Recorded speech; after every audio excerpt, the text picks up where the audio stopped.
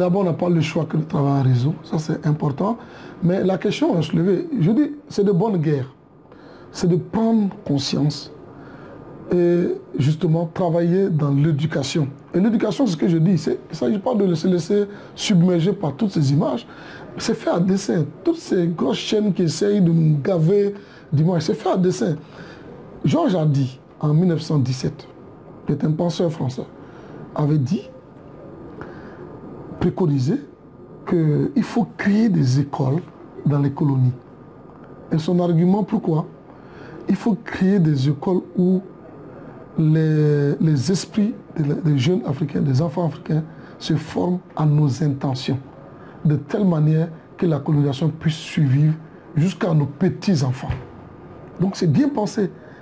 Ils ont conçu l'école comme un outil pour nous amener à penser comme eux et à épouser donc leur intention pour créer justement cette société de consommation qui va aider à pérenniser le système occidental. Moi, je n'ai pas de prendre en compte ça parce qu'ils ont réfléchi de leur côté. Mais vous, quand vous prenez conscience, mais réfléchissez aussi de votre côté. Est-ce que ça nous arrange? Si ça ne nous arrange pas, non, ça ne nous arrange pas, on fait autre chose. Produisons nous-mêmes des propres contenus qui nous concernent. Et ce qui est extraordinaire, c'est que, contrairement à ce qu'on dit, moi je prends souvent, rien que dans le domaine du cinéma, les films qui ont le plus de succès ici, je suis désolé, ce n'est pas les films occidentaux, c'est les films africains. Allez-y demander les records d'audience, vous allez voir que c'est des films africains qui ont des records d'audience. Ça veut dire que contrairement à ce qu'on croit, les gens veulent bien voir des choses qui concernent leur réalité. C'est à nous maintenant de produire de qualité. Maintenant, c'est de mettre la qualité. Il ne faut pas aussi, parce qu'on produit sur notre réalité, qu'on fasse n'importe quoi. Il faut qu'on mette de la qualité dans ce qu'on produit qui nous concerne. De vendre nous-mêmes notre propre image, de vendre le positif. Parce que tant que c'est l'autre qui va vendre notre image, lui choisit ce qu'il arrange. Donc c'est pour ça que dans ce jeu-là, il faut que nous, on ait notre mot à dire. C'est pour ça qu'on doit investir aussi ces médias-là pour avoir notre mot à dire.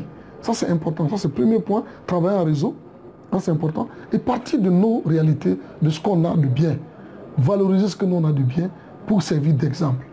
Pour moi, ça doit être le mot d'ordre qui doit être généralisé, en fait. Aujourd'hui, cette génération-là doit prendre conscience de ça. Il ne s'agit pas seulement de dire je ne suis pas d'accord avec un système, mais qu'est-ce que je propose à la place? Qu'est-ce que je fais moi-même pour proposer quelque chose à la place? Donc c'est de bonne guerre et donc forcément il faut travailler en réseau. Il faut qu'on comprenne que la lutte elle est globale.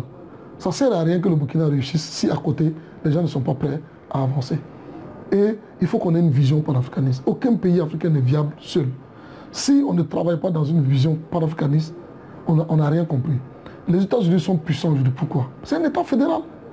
Un seul État des États-Unis est plus riche que le continent africain.